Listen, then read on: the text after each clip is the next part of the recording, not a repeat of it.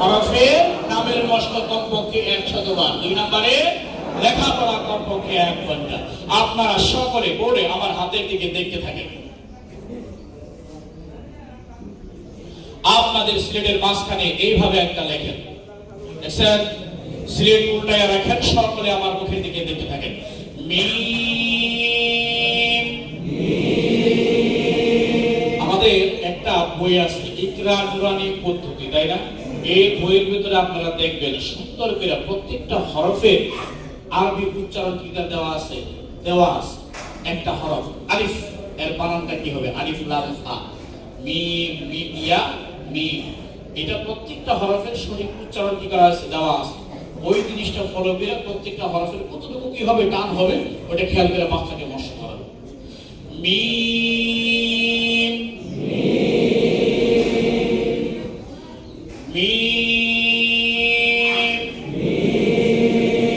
এইভাবে হরফের নামের মশক কমপক্ষে 100 বার। সিলেট পরিষ্কার করে, সিলেট কিন্তু পরিষ্কার করাইতে হবে, নতুবা আপনি যে ভুলে লিখবেন এদিকে না তাকাইয়া বাচ্চা কিন্তু সিলেটের দিকে তাকায় থাকে।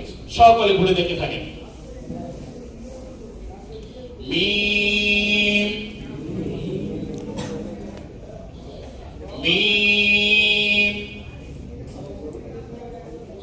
মিম। আপনাদের সিলেটের ডান দিক থেকে এইভাবে লিখতে থাকেন, পড়তে থাকেন। উস্তাদের কাজ সবাইকে এক এক করে কি করতে হবে, লেখা দিতে হবে, চোখ ভেঙে দিতে হবে, হাত ঘুরাই দিতে হবে, কয় করে লিখবে, কোথা থেকে শুরু করবে, সব কিছু বাচ্চাকে বুঝাই দিতে হবে।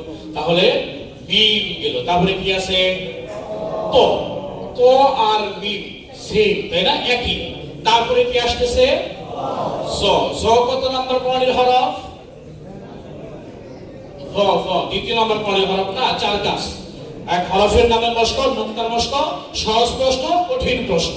এখন জ পড়াইতে গেলে আপনাকে বাচ্চাদের উদ্দেশ্যে বলতে হবে আপনাদের স্লেটের মাঝখানে সুন্দর করে একটা ত লেখেন, সুন্দর করে একটা ত লেখেন। এই তটা সুন্দর করে কেন? আপনি সুন্দর করে কি করছেন? তটা শিখাইছেন। আর আপনি দেখেন কি চমৎকার একটা শ্রেণীবিন্যাস। আপনি যে হরফটা লিখতে বলছেন, দেখেন অটোমেটিকলি সেই হরফটা কিন্তু কি করা হয়েছে, আগে পড়ানো শেষ, লেখানো শেষ। আচ্ছা, আপনাদের সিলেটের মাঝখানে সুন্দর করে একটা ত লেখেন।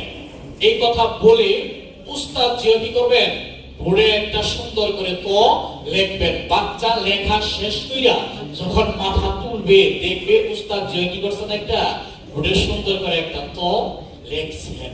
তারপর সকলে বোর্ডে দেখতে থাকেন। উপরে এইভাবে একটা দেন।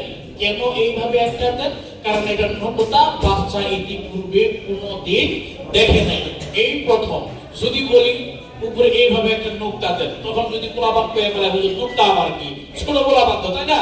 ওরা মুখের উপরে কি করে, সব প্রশ্ন অকপটে বইলা ফেলে। ওরা এটা ভাবে না যে এখন যে আমি এই প্রশ্নটা করি হুজুর শরম পাবো, এটা ভাবে? এটা ভাবে না, বাস পেয়ে ফেলে। হুজুর এটা হয় না, হুজুর এটা এমন হয়েছে, হুজুর এটা বেহা হয়েছে, এটা এমন মনে হয় এমন। আমি বুঝতে পারছেন? সেই জন্য এটা বলা যাবে না, কোনো প্রশ্ন বাচ্চার মনের ভিতরে কি রাইখা দেওয়া যাবে না। আচ্ছা, আপনার উপরে এইভাবে একটা দেন, দেওয়া